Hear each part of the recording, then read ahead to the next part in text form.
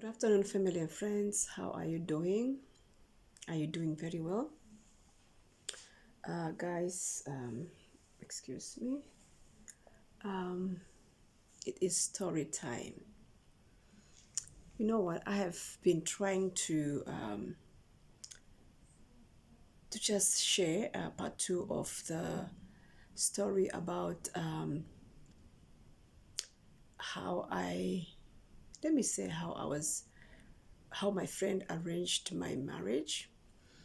Yeah, I was saying about, I think for those who have been following me, you have been listening how I share about my childhood, my challenged childhood, um, how mom suffered depression, the rejection I went through, and I would not want to blame this now that I know the truth, now that I know it was the devil behind. I want to attribute this, what I've been through. I want to attribute it to the enemy, and yeah.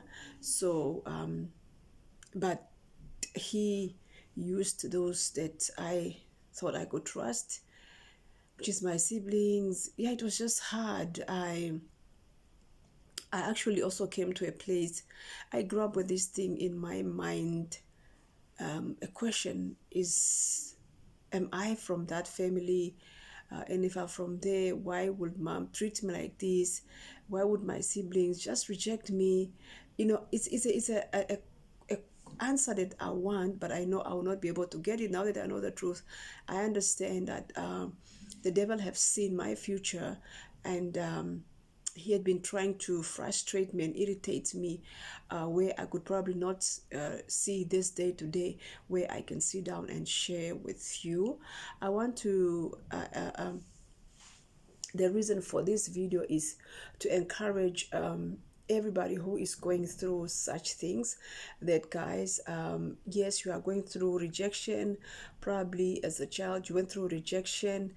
Maybe the baby daddy abandoned you, your mother maybe dumped you in the dustbin, or she dumped you at your grandmother and never came back. Maybe you went through divorce and everything. So I want to tell you that we were just being shaped for our destiny. And the great part is, we did not die in the storm. Okay, guys, so growing up in such a background, life was very hectic. So, let me say, long story short, 87, I gave my life to Christ. I committed myself to Christ. And then mom was against it. In 1988, I backslide, and yes, so I fell pregnant and I got my baby.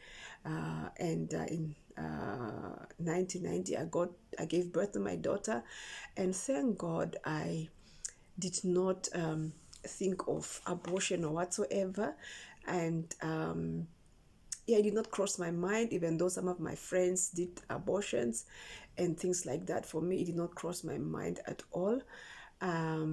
So then I gave birth. So the father left me, abandoned me, came to me and said, I know it's your baby, but I'm not gonna accept it. And guys, you must understand, falling pregnant with this guy, going to their village, and you tell them, and then the uncle tell you, no, let's go to the village, the guy is there. And coming to the village, the uncle, again, on top of you being pregnant, being impregnated by his nephew, he come and rape you, take you back to your village, point the gun on you and say, if you mention that I raped you, I'm gonna kill you. Those kind of things that I had to go through. Guys, when you see somebody probably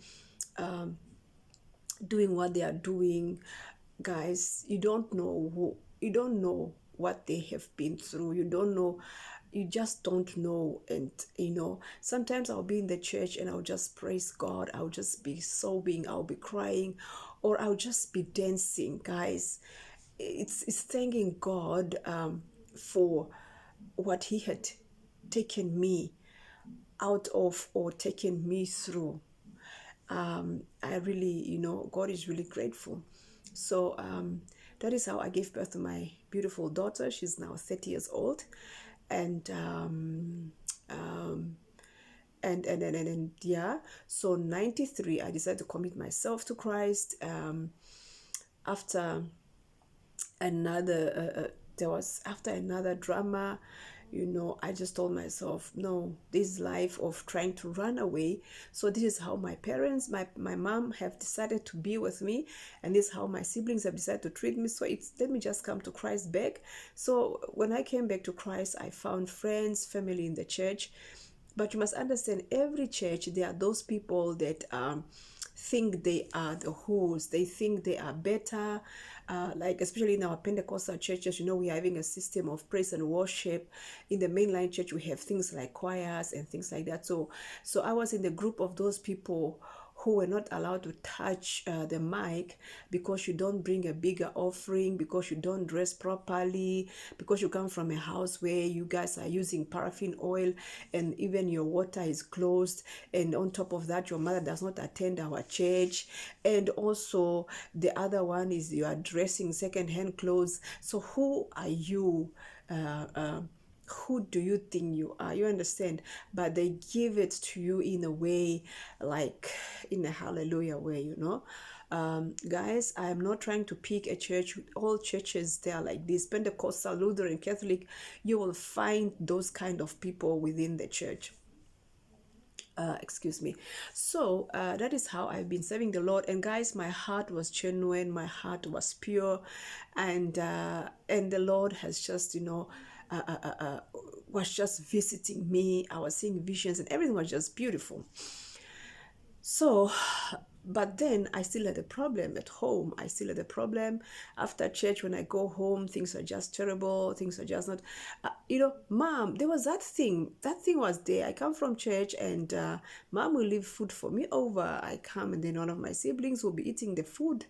And there was times that we had prayer morning around 5 o'clock, and that time during those days in our town, it used to be misty, it used to be very cold. So I remember one time sleeping, or twice sleeping at the stoop at the veranda, because one of my siblings decided not to open the door for me, because I went to Oshileva church, and plus I'm a Shkumbu, I got a child outside of wedlock, as if other people are not doing that.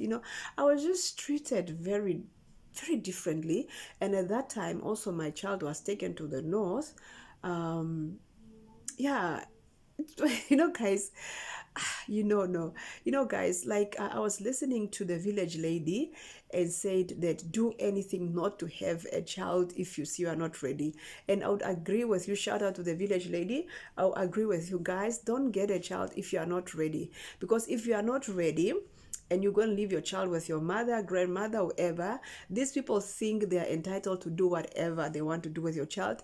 And sometimes they just dump your child either back in the village if you are from town, or they dump it to an auntie who does not have a kids, or they just feel, and they beat the child the way they want, they abuse the child the way they want. People just feel you getting a child before time. They just feel your child is a product of I don't know. And yeah, let me just keep it that way.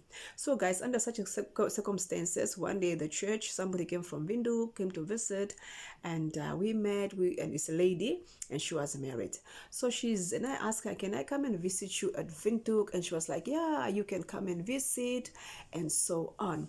So guys, so that is how I met this lady. I went to her house, and to her mother's house, and the mother agreed, no, you can, Sister Launa, you can go and visit, guys. So excuse my hair, guys. Yeah, the lock fan, Team Natural, how we go sometimes. Yeah. So anyway, sometimes I don't twist them because of my edges. They are very soft. Yeah, back to the story, guys. This is how I went to, I think after some days when she landed in Windhoek, I called her and she said, no, you can come. Coming there, I stayed there. And then one day she just had the audacity to tell me that, let me just apply my lips. Okay. Guys, my face is breaking out, breaking. Is it breaking? What do they? I just don't know that word, but yeah, guys, I was using something. something for my face, because what happened is that when I have like the way when my face looks like this, um, I used to use something, these products from abroad, and then then my face will look fine and everything, like fine, fine, like nice. But then I started thinking that it was burning my skin layers. I started having irritation here. I started having irritation here and here, like at my this region here. And guys, I started saying to myself, no more me. I will no more use those things. And currently, I'm just back on sunlight. We all know that sunlight that we are using to bath the babies, the normal one, the old version one. And that's how my face is coming back. And then I'm using Nivea mixed with coconut butter. Okay, back to the story, guys. So this I went to Windhoek, and I landed there. So when I landed there, so I was the only one who was not working in the house. So my friend and the husband and her husband's friend, guys, don't bother that paper on the cupboard. It was I've put that to remind myself about some things. Yeah, yeah. So anyway, so my friend, they did what they went to, okay, they were the only one working. I got distracted by a message that came in. So my friend, the husband, and the husband's cousin or brother, they were the only one working. So now the other man is sleeping in the other room, and my friend and the husband in the other room. So that makes me to be sleeping in the sitting room because it was just a two-bedroom house. And in the morning, I'll wake up and fold my blankets and so on, since I came to Windhoek for greener pastures to look for a job. So yeah, we stayed there. I was really, doing as you're supposed to be when you are visiting, when you are not working in that house. I mean, I'll cook, I'll clean, I'll do that. But then somebody that I considered to be, born again and friend, she started turning me into a maid. Okay, cleaning the house, washing dishes and everything, cleaning the clothes. That is something that mom installed in me, but her tone started changing. She started treating me just like a maid, and so I was like, okay, what can I do? Of course, I came to look for greener pasture. So anyway, long story short, after some time, I started hearing my friends saying, yeah, this uncle, apparently he loves you. And I was like, love me, guys? And he's a very good person with a gentle soul. I mean, he's really a good person, guys. He is a good person, but it is unfortunate. I think chemistry wise, between the two of us, there was no chemistry. And for me, it was just an uncle that stays in the house. And for me, I came to look for a job, and I just got born again. And guys, I was pregnant like 3 years back. My baby daddy rejected me, abandoned me. And guys, I come from the house where things are tough. Guys, and I was in a relationship actually before I gave my life to Christ. And, guys, my emotions were just all over, and I was just not ready to mingle with a man, talk less of somebody who want to marry me, because I was just 20 then. Okay, so I decided to move out of the house because she was saying that's the only option, you can stay in this house, otherwise go look for another place. And I was like, okay. I went to mention something at the church. I got the lady who said no, they can accommodate me, so she accommodated me. And then later on, this lady was very funny. When I want to clean her house, she'll be like, no, I just gave you a space just for you to pray, pray, pray. Guys, you cannot just be pray, pray, pray. I must be working, I must be doing house chores. But she didn't want it to. But later on, I went to hear that she was actually having psychotic challenges. Yeah. So okay, then I stayed there, but later on I was like, so I was just a little bit hectic. So Then my friend, then I told my friend, then I told my friend, I asked her, can I just come back like for 2 3 days? I came through 2 3 days, and that's how another friend got me a job, and my job as a nanny. So, and that is how I got a job. And then I told my friend, yeah, thank you again, thank you once again.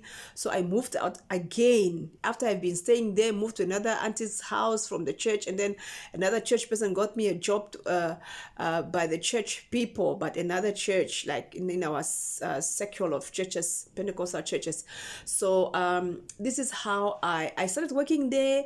And guys, it was a white person, guys. We were not supposed to eat lunch, and you have to sleep on the carpet, and it was a lot of whole thing. I stayed there for a month, and I was like, so I went to my friend again. I'm like, please, I want to beg her for a place. So long story short, and later on, I have to fall for the trap that she actually, her suggestion of me, saying yes to this, to their roommate. So and but guys, there was just no chemistry. So he proposed, and when he proposed, then I said yes. And being born again, guys, so I moved in. So you all can put 1 plus 1 together, and you will understand, if you are proposed staying in the same house, what would happen. So, and it wasn't a good move. So I told him, listen, I'm born again and you are Christian, so we cannot be cohabitating together. We can officialize this union with have to get married. So, and I asked him to come and see my parents, and also ask my hand in marriage if he's really serious. Otherwise, I'm not really into cohabitating. So, as I said, he was a good guy. So he is still he's still alive. So this guy, his parents, he informed his parents. But you must understand, this guy come from a different culture, far away. He's from the eastern Namibia, but I won't say Kavango or Katima. So his father came to Windhoek, I don't know to do what, and he saw me, and apparently his father loved me. Okay, so I did, and also getting involved with them. But you must understand me. I stayed in that culture for 9 years. There's very beautiful things I love in that culture. The way women behave themselves, the respect, the way of cooking food, the hygiene in the kitchen. Actually, I am more. I have more their culture than my Oshibambo culture, because I was just 20 years old. So imagine 9 years I was away from our culture. So I am more into their culture. And it's really beautiful. I value, there's a lot of stuff I value, the way you serve your men, it's just the way they greet people. It's just very, very beautiful. And there's always something good out of something a little bit not nice. Okay, so the father loved me. So guys, I'm all over the place, but please forgive me all. So the father said he loved me. So the father went back. He went to give the message in there, and he said, and so the father asked the elder brother and my ex's mother-in-law and some family member, I think. So they came, and we went to Arandes, and they asked my mom, and my mom informed the family. But my mom a little bit was not keen of the story, because she was afraid her daughter would be witched, and her daughter will, this racist thing we have in our country, this tribe is wizard than the other one. But for me, I believe all Africans or all humans are just used by the devil in one way or the other. Only that some certain people are a little bit of high class and lower. Just, yeah, it's spiritual ranks, just like in the physical ranks. Yeah. So okay, long story short, they came back, and I think my sister also was not happy about the whole situation, but I told myself I need to go away from this house. My main thing was desperation of going away from home. So that is how I got involved with this guy. So Long story short, the whole family was told. They came from the north, and the wedding was attended. It was really beautiful at my uncle's house, and my other late grandmothers came, my aunties. It was really well celebrated. It was beautiful. But here is the point. So when we were in the church, um, there was this pastor who was preaching, and when he came to the place to the vow confession, I was like, what if I say no? What if I say no? And I was looking at my aunties and people around me, and I'm like, I've put all these people together because I knew myself I was not ready, and I knew I was going to put myself into something just because of wanting to be in Windhoek. But then you must understand there were some signs from his mother. The type of wedding dress I have chosen, his mother was not keen with it. The type of hairstyle I wanted. Actually, they converted me to their church or believe I should dress the way they want. I should, it was, and imagine I was just come raw from another culture, and I was from an urban environment. It was really just it was just too much at one time, and he was more of a mama's son. Yes, men must love their parents and everything, but there's a time when you are to get married, you make a decision that it's no more about your mother. Your mother, you have to love him, respect him, but it is also about accommodating this new person coming from a different family. He really tried his best, but eventually we lost the battle. So we got married and we moved to Windhoek. And when we moving to Windhoek, we just stayed some few months, and I was told there's no more job. He was a security guard by then, security guard. So then we moved to Katima. When we moved to Katima, guys, things started changing. He dumped me in the village, and we rarely stayed together for that 6 months. We rarely stayed together. He was forever at the fields, forever gone where the only time. And there was a time, and when I was in Katima, I went through attacks. It was from one sickness to another, strange visitations and things like that. So there was a time they felt like I'm not conceiving, so they took me to witch doctor, not once, not twice. And I remember we went to a certain witch doctor where witch doctor said they are going to wash me with the blood of a puppy. They killed a puppy, they pounded, they washed me with that water, and apparently I'll be able to conceive. Guys, you must understand, I am just 20 years old, and I'm in a strange place. Not that our people don't visit witch doctors, not that when we were young we never visited witch doctors, but it was to the extreme this time around. No mother is there. You don't know whether it's really to go and conceive or is something else. So guys, we went to the witch doctor. He washed me. I came back, no conception. And remember I told you I'm having my firstborn. So we came back to the village. We stayed. I started getting sick. I get admitted in the hospital. It's like, I don't know. They were just, it was just strange. There was a time I was supposed to go and get operated, and then the reference letter got lost, and the doctor also refused that he never gave me a reference letter for operation, and that was just God. Because if I had gone to the operation, guys, this thing could have been different, because the whole thing was, to wipe me away. And also you must understand, before that, we went to Katima. I had a dream of his mother wiping my feet away from their village with that grass broom and those kind of things. So we came at the village, guys, and guys, not that everybody did not love me, guys. His uncle, the pastor, is so sweet, so wonderful. Most of his cousins, I think, and then he was having one of his younger brother, they loved me, but the rest did not love me. Even his elder sister, who was also having fertility issues, instead of us standing together and console each other, she just did not like me. So, and there was just a rejection all around this whole relationship. And I think he kept really fighting until he couldn't no more. So guys, then he dumped in the village. He will be going to the fields, and because they are not like us, our fields are around our courtyards, and theirs are far. So Then there was a time when I fell sick. His mother would just come and dump the wild spinach with pap there, and so on. But then you must understand, when we got married, I used to stay with my younger sister, my nephew, and my daughter. So the time when we had to go to Katima, mom said, no, the two children must stay. My daughter and my nephew must stay, because we don't know those people. So just go with your younger sister, who can go and help you even when you get sick. And so, as if she just knew.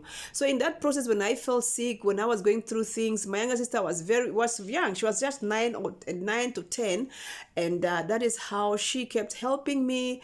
And I really thank God for her life. Shout out to Erica. She's now Miss Erica. And we kept praying with my younger sister. So guys, I was experiencing strange attacks, sometimes you dream of snakes, sometimes you sense people coming in the room in the night.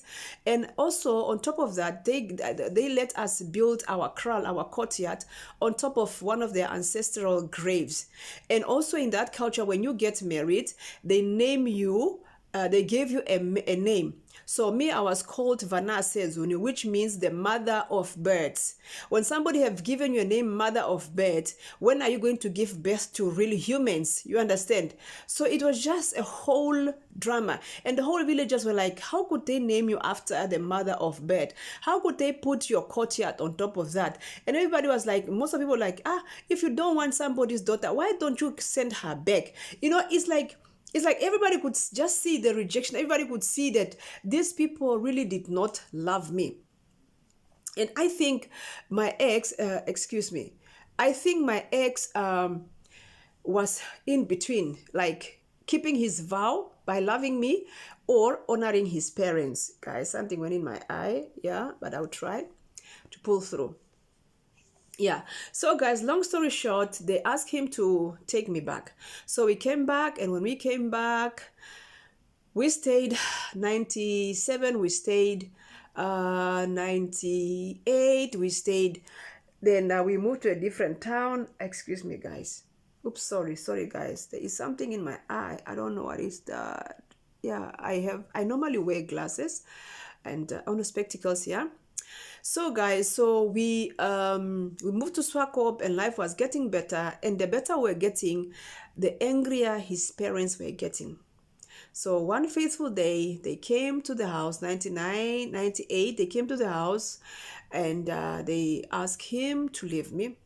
So the church elders came, and they were like, please, these people love one. And you must understand, it was not love at first sight, but later on we learned to love one another. I've learned to accept him, because understand, this is a person I said I do till death do us part. So I had no choice but to choose to just also love him also. They came and they told them that there's no way I'm going to accept this person, because, and then they were like, look at how poor they were, and now they are picking up. They said, yes, we are not going to send all these belongings that they are gathering here. And there was really and they forced, guys. They went to witch doctors. They tried, guys. I started having strange visitation, guys. This guy started going to the village also. He will come back chewing charms and things like that. So this story is going to be a bit longer, but I'll finish now. So guys, this is how this guy, what did he do? So he was crying and saying, Mom, this girl, she accepted me when nobody wanted me in the village. She accepted me and so on. Mom, please have mercy on her. She said, no, there's no way you guys would be together. And this was a person who was pretending in front of my mother and everybody. This was a person who came to ask my hand in marriage. Just all because apparently I cannot have children. It's not true. They didn't want me because I'm having a child before.